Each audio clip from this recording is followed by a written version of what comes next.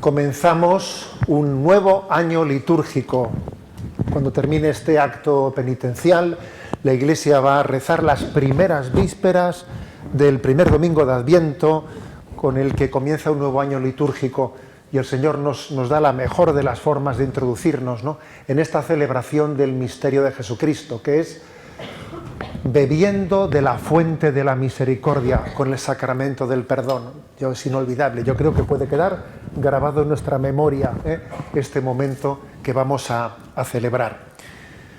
Hemos proclamado este Evangelio, que es Lucas 12, versículo del 1 al 9, del cual yo, pues para hacer esta homilía, para compartir con vosotros estas palabras que introduzcan el sacramento del perdón de los pecados, pues voy a ir como desgranando, como desmenuzando. Sabéis que Santa Teresa de Jesús, cuando ella habla de cómo hacer oración, ella habla un poco del método de la gallina. La gallina, pues cuando está sencillamente en su terreno, lo que hace es buscar granos, buscar un grano de maíz, un grano de trigo, y allá donde lo encuentra se queda con ese grano y levanta el pico, y cuando ya ha sido capaz de tragarlo, sigue buscando, ¿no?, otro grano. Así nosotros escrutamos la palabra de Dios y buscamos las perlas que en ella Dios nos ofrece, y vemos cómo nos iluminan en este momento.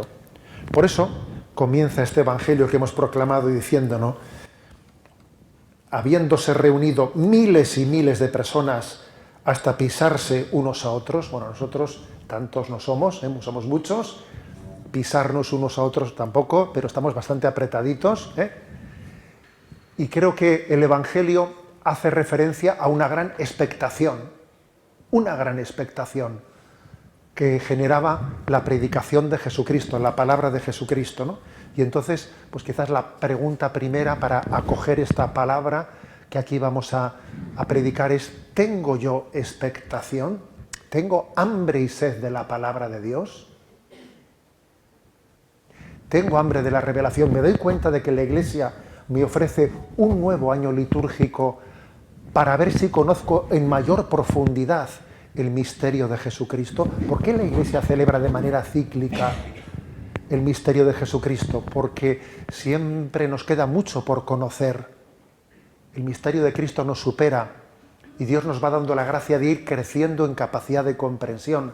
Qué regalo un nuevo año en el que yo pueda conocer más a Cristo, más de cerca, tener más intimidad, estar más con la cabeza reclinada en su costado para conocerle más.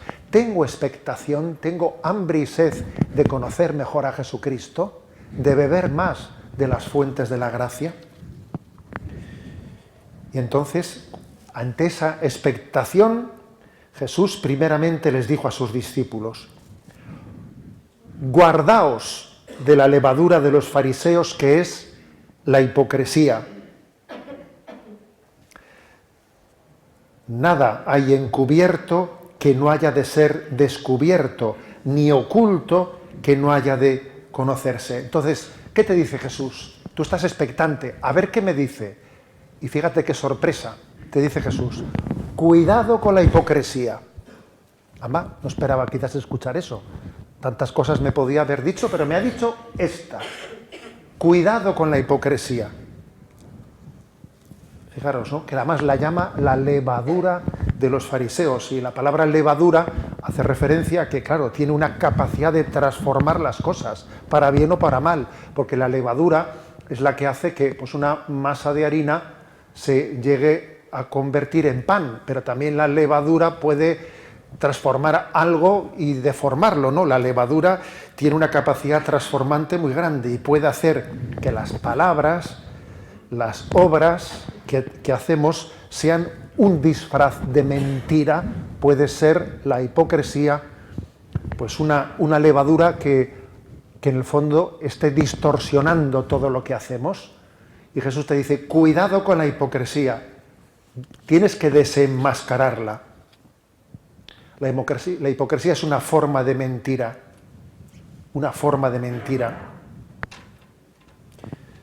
Cierto que se dice, ¿no?, pues que antes se le coge a un mentiroso que a un cojo, dice ese refrán español: antes se le coge a un mentiroso que a un cojo.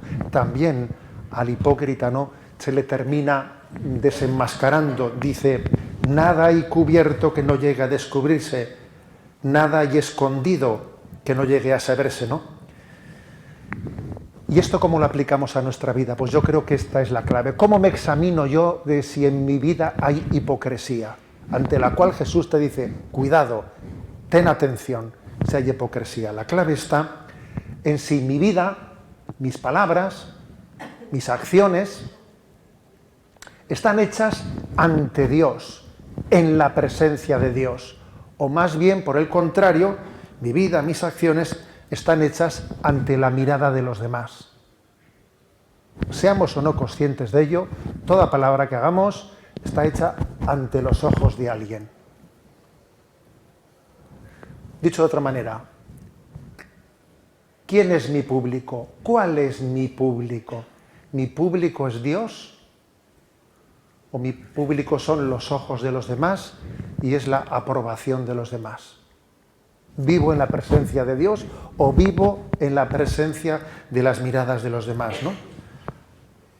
Hablo, pienso, obro ante Dios buscando su agrado, buscando su gloria, o ante los demás buscando su aprobación.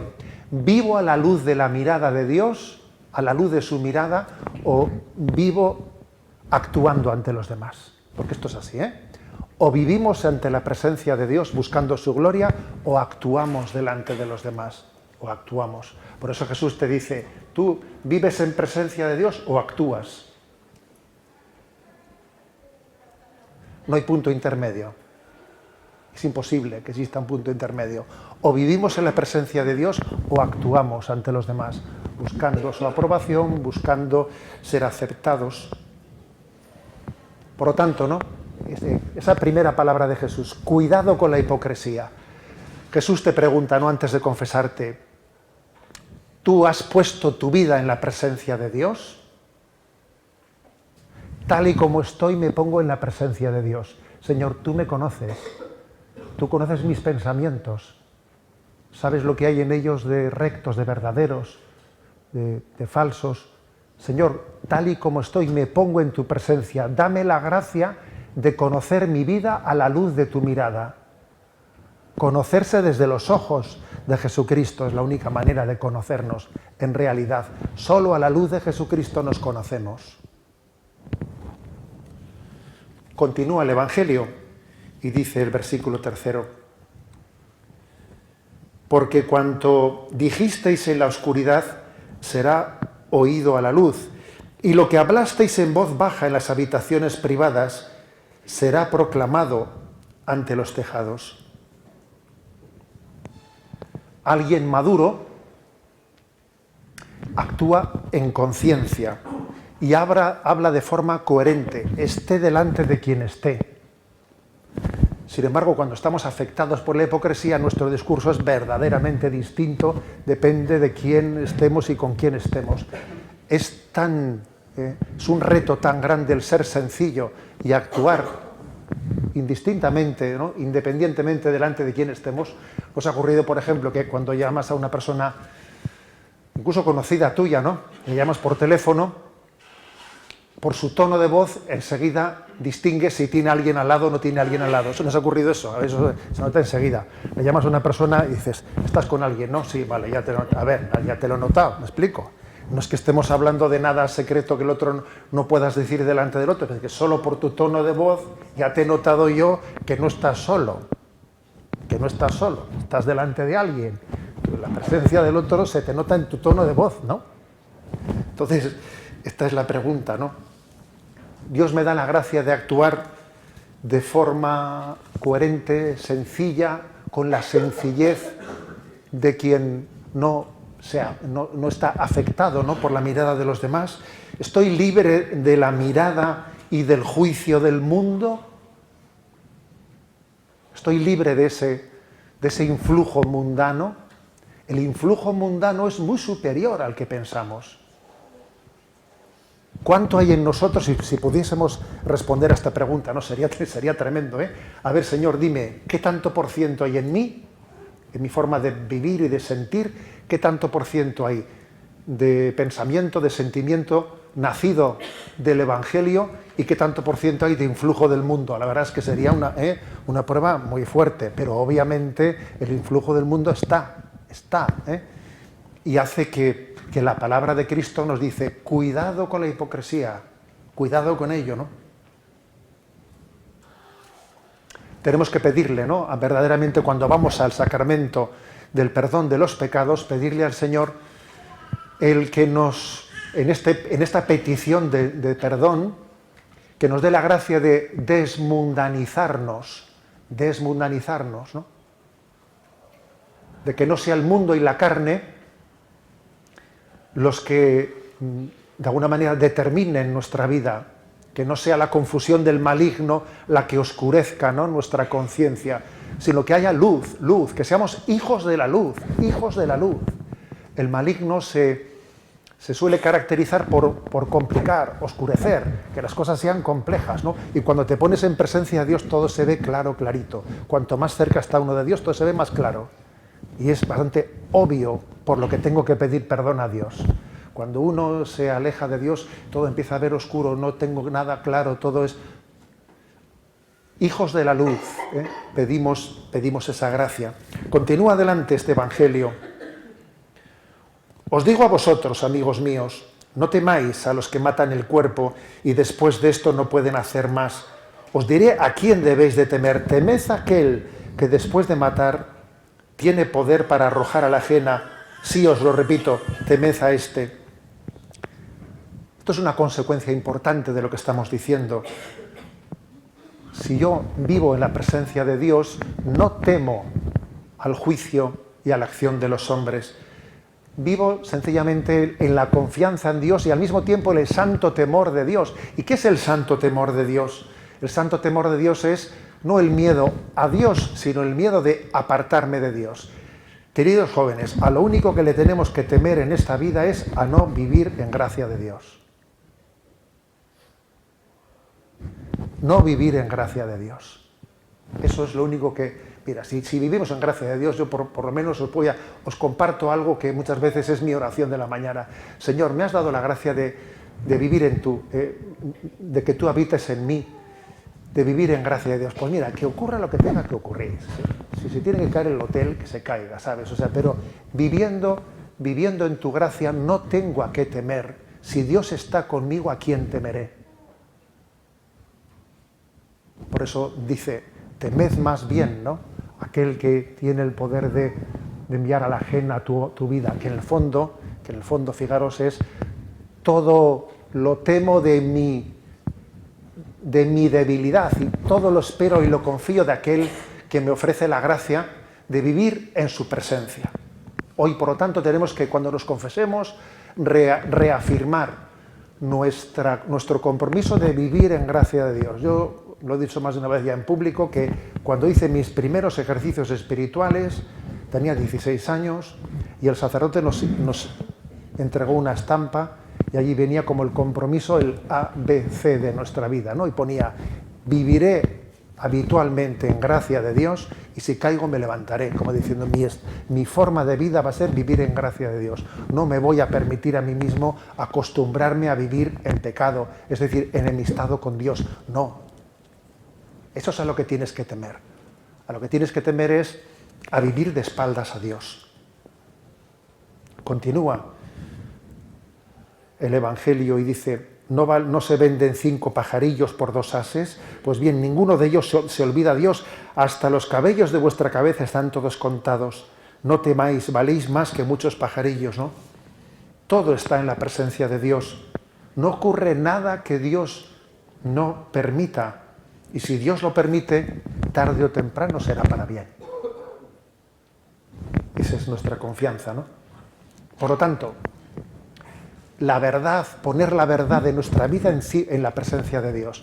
No temer al acto de valentía que supone que el sacramento de la confesión, uno pone la verdad de su vida tal y como está, poniéndola en la presencia de Dios. No temas. Cree de verdad que el manifestar tus obras a la luz va a ser determinante para que Dios pueda ayudarte. Mira cómo Dios cuida, ¿no?, en su providencia de tantas cosas. No va a cuidar de ti. Pon la verdad de tu vida ante los ojos de Cristo en el sacramento.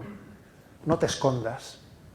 No hagas como Adán, y Eva, que después de haber cometido el pecado original se escondían. No, nosotros no nos escondemos, ¿no? Ponemos nuestra vida ante la luz de Dios, sabiendo que Él, ¿no?, que Él será el que ciertamente la repare. Y entonces concluye el Evangelio que hemos dicho diciendo: os digo que si alguien se declara a mi favor ante los hombres, también el Hijo del Hombre se declarará a su favor ante los ángeles de Dios, ¿no? Lo contrario de la hipocresía es el testimonio. Lo contrario de la hipocresía es compartir el testimonio, el tesoro que supone haber recibido el perdón de Dios, de haberme puesto en la presencia de Dios, de haber conocido la verdad de mi vida, de haber recibido la gracia de volver a nacer de nuevo, de la misericordia de Dios. Y entonces, lo contrario de la hipocresía es el testimonio transparente de la misericordia. Y nos quedamos ahí, ¿sabéis? ¿Qué es lo contrario de la hipocresía? Poder testimoniar ante el mundo que Dios ha sido grande con nosotros, que su misericordia es infinita. Y con esto nos quedamos. Vivir en conciencia. Vivir en conciencia. Es decir, vivir en la presencia de Dios. El sacramento de la confesión es el que nos ayuda a hacer de la conciencia el lugar en el que Dios manifiesta la verdad de nuestra vida, nos da un beso de amor, nos da un beso de misericordia. Bendito sacramento que ilumina nuestra conciencia y la hace lugar de luz, porque muchas veces hay muchos que confunden vivir en conciencia con vivir en conveniencia, ¿sabes? Confunden. Eso está bastante. ¿Cómo hago yo que mi conciencia no se confunda con la conveniencia? Pues por el sacramento del perdón, que ayuda a garantizar que la conciencia sea lo que es y no sea lo que puede llegar a deformarse, ¿no?